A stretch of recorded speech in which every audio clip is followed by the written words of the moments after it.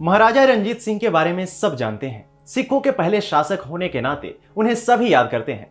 अपने शासनकाल के दौरान उन्होंने कई ऐसी चीजें भी की जिसके कारण उन्हें याद रखा जा सके। लेकिन क्या आप उनके जीवन के दूसरे पहलू से अवगत हैं?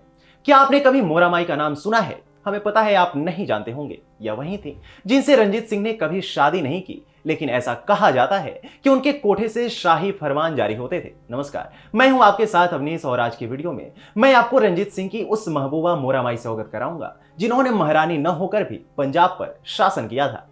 महाराजा रंजीत सिंह पंजाब में सिख साम्राज्य के संस्थापक थे। उन्हें शेरे पंजाब भी कहा जाता था। उन्होंने 1801 में पंजाब में सिख साम्राज्य की स्थापना की थी। वो सिखों के सबसे सफल शासकों में से एक रहे। अपनी बुलंदी के दौर में उनका साम्राज्य लाहौर के पश्चिमी क्षेत्र से लेकर कश्मीर तक फैला हुआ था। उनकी शादी भी हुई, उनके बच्चे भी हुए, लेकिन मोरामाई के साथ उनके संबंधों की चर्चा हमेशा रही। इतिहासकार ऐसा मानते हैं कि लाहौर के शाह आलम गेट क्षेत्र में मोरामाई का निवास स्थान था। ऐसा कहा जाता है कि जहां मोरामाई रहती थी उसे हुस्न के बाजार के नाम से जाना जाता था। मोरा वहां पर एक नर्तकी थी जो अपने पेशे से रोजी रोटी कमाती थी, लेकिन वो इतनी खूबसूरत थी कि उनकी खूबसूरती के चर्चे पूरे पंजाब के क्षेत्र में हुआ करते थे। जब रंजीत सिंह ने लाहौर पर कब्जा कर लिया तो मोरा की सुंदरता की चर्चा उन तक भी पहुंची। बीबीसी की रिपोर्ट के मुताबिक इतिहासकार इकबाल कैसर के अनुसार महाराजा रंजीत सिंह ने मोरा से मिलने की इच्छा व्यक्त की। वो उनसे मिलने उनके कोठे पर गए और फिर उन्हीं के होकर रह गए।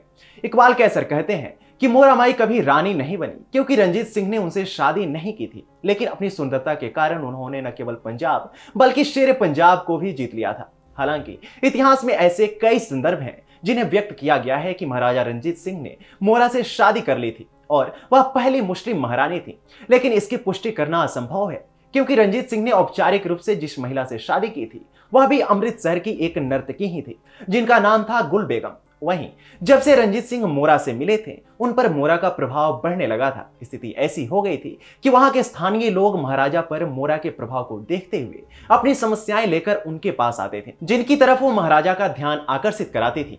उसके बाद वहीं से सरकारी आदेश भी जारी होता था। मोरा के कोठे से सरकारी आदेश का जारी होना इस बात को दर्शाता है कि महाराजा पर उनका क्या प्रभाव रहा होगा।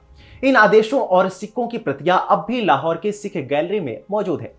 इस बात के कई प्रमाण मिलते हैं कि मोरा ने अपने कोठे के आगे मस्जिद भी बनवाई थी। 19वीं सदी की शुरुआत में कथित तौर पर मोरामाई ने पंजाब पर शासन किया। उनके इस शासन की कई निशानियां आज भी लाहौर शहर में इमारतों के रूप में मौजूद हैं, जबकि कई कहानियां इतिहास के पन्नों में गुम हो गई हैं।